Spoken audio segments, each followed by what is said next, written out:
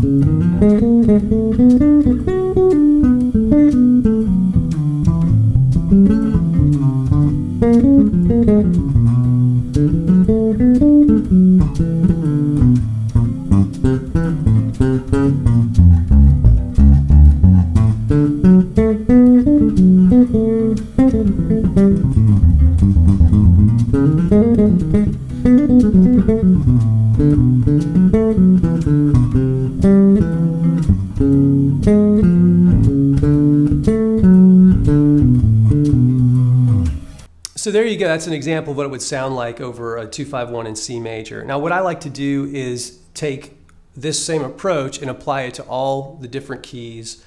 And I also apply it to different styles as well. Obviously that example I was using just a simple swing drum loop underneath just some bass chords that I had recorded.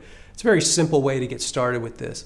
But I also like taking music software and maybe, you know, blending together different styles. And so my phrasing is influenced by what I'm hearing the other instruments do.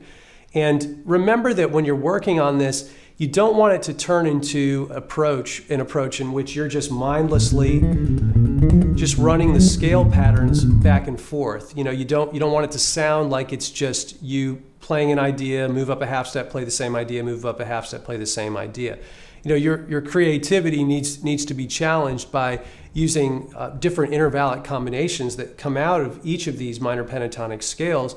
And you're trying to, I think, ultimately, you know, create motif-oriented playing with this type of concept, because the ear hears that there is a likeness to the shape of each individual idea that you're playing over each individual chord, and that's kind of the hook to it.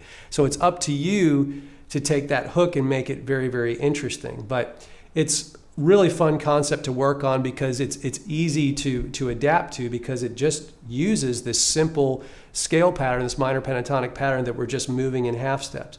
But hopefully you observed as I was playing through it, I wasn't just staying in one localized position. You know, I was trying to move it all over the neck and, you know, play in different creative ways with different rhythms and whatnot. So have fun with this concept. It's a pretty cool one, and we'll see you in the next lesson.